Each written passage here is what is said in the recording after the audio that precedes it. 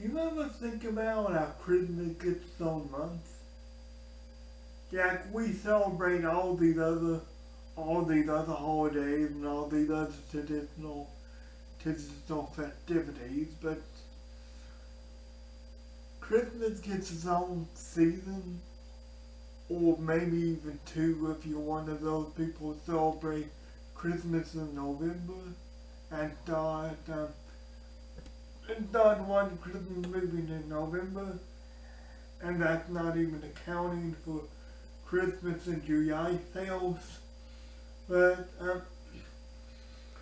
yeah, you think about that. We celebrate the Christmas season,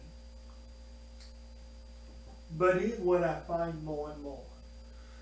We celebrate the Christmas season, and people want the benefits of Christ, the benefit of the Christmas season, goodwill of men, you have everyone be a better person, all that stuff.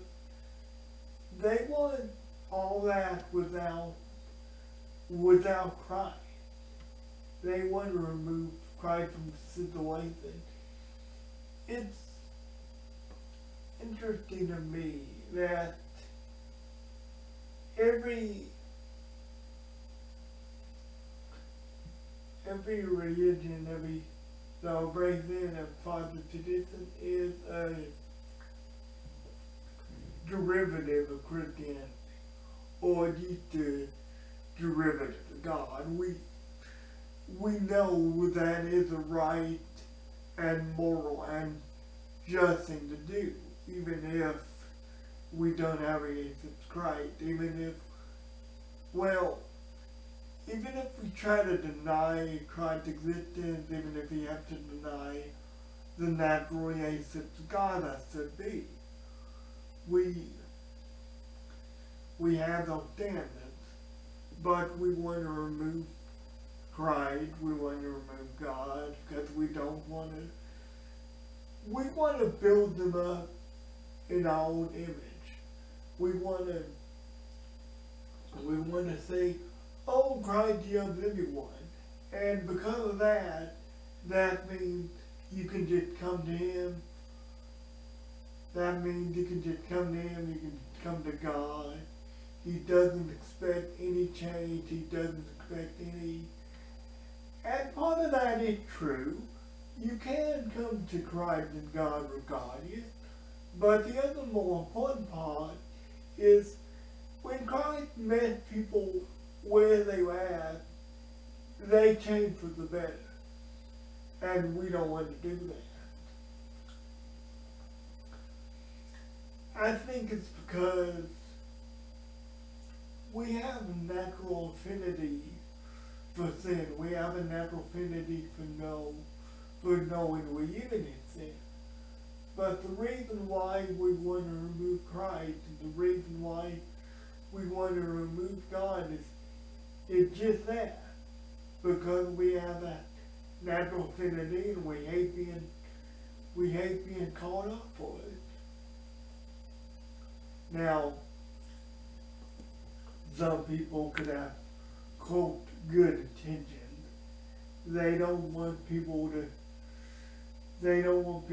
think they're being executed or they're being judged, anything, when the scripture makes it clear itself, it's right to judge people, and we do. Outside of Christ, we do judge things ourselves. The thing is, and the thing that Christ hated is that self-righteous judgment. That judgment that judgment that only points to yourself, basically. That judgment that only benefits yourself. Because that will get you nowhere. I mean, that may make you feel better about yourself, but that'll get you nowhere in the kingdom of God.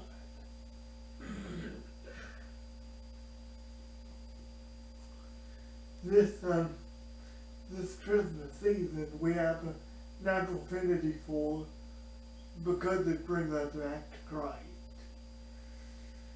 Whether we want it to happen or not, it brings us back to Christ with our goodwill to men, with our love for people, which, regardless of what people tell you, Christ does love everyone, doesn't approve of the behavior of everyone, but he does love everyone. He died for everyone. He loves us so much that he gives us the ability to walk away from him. He loves us so much that he loves us so much that he doesn't, for lack of better words, he doesn't brainwash us. He doesn't take away our free will to come to him. He waits for us for as long as he can, but he ultimately does make it our decision to walk away from him or not, because they will get their reward on us. Those who walk away from him, they'll get their reward on us. But those who are faithful to him, they're going to reward far, far richer than anything broken, shattered, sinful can provide. So, Merry Christmas to y'all. Hope you have a safe, great Christmas.